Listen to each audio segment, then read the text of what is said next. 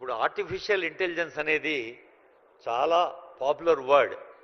అది ఆర్టిఫిషియల్ ఇంటెలిజెన్స్గా మారాలనేది సమాజం కోరుతోంది. మరి అందుకు ఇందాకే ఆనరబుల్ శ్రీధర్ బాబు గారు మాట్లాడుతూ చెట్టు ఎలా ఉంది అంటే దాని వేళ్ళు గట్టిగా ఉండాలి అన్నారు. అలాగే ఆర్టిఫిషియల్ ఇంటెలిజెన్స్కు తల్లివేళ్ల లాంటి VLSIకి పితామహులు ప్రొఫెసర్ సుబ్బరంగయ్య గారు.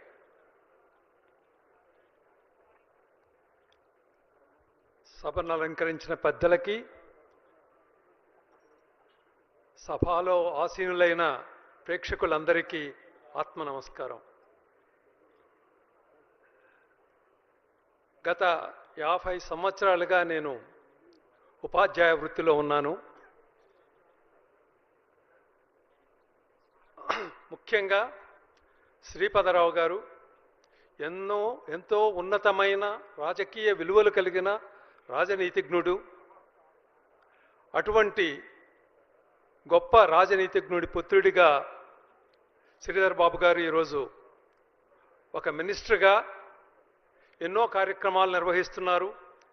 వారి తండ్రి గారి ఆశయాలకు తగినట్లుగా ఆయన మంత్రిని ప్రజల యొక్క విద్యకు, రోడ్లు, మిగిలిన నిర్మాణాలకి, మరియు అక్కడ తాగునీటికి, సాగునీటికి ఎంతో కృషి చేసి ప్రజల యొక్క మన్ననను పొందారు.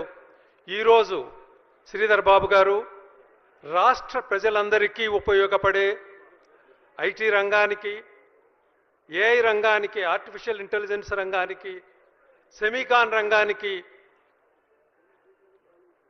ఎంతో వాటి యొక్క అభివృద్ధి కోసం అహర్నిశలు కృషి చేస్తున్నారు. ఆ జనరేషన్ ఆస్పిరేషన్స్ వేరు, ఇప్పుడున్న జనరేషన్ ఆస్పిరేషన్స్ వేరు. వీరు they are bridging the gap between the 2 generations. I really congratulate Sridhar Babu garu for his visionary leadership and for identifying a teacher like me for this award. To speak frankly, I don't deserve this. The whole credit goes to my colleagues who have been helping me in the cause of spreading VLSI education, and Sri Dasarath Gude, who is responsible for bringing me to this cause. వేద IIT అన్నది 1997లో స్థాపించబడినటువంటి ఒక సంస్థ.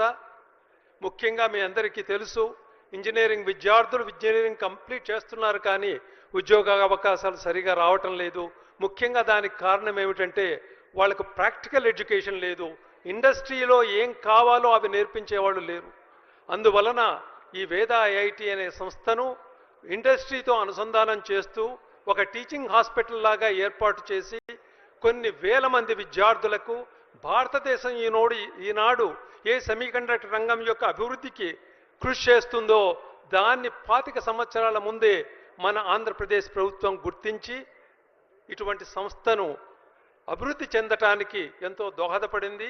మా university వాళ్ళు కూడా నన్ను లీన్లో ఇక్కడికి పంపించి అవకాశం కల్పించారు. ఎందరో మిత్రులు డిఫరెంట్ కంపెనీస్లో ఉన్నటువంటి వాళ్ళు, సాక్ట్రానిక్స్, పాల్కోర్ లాజిక్,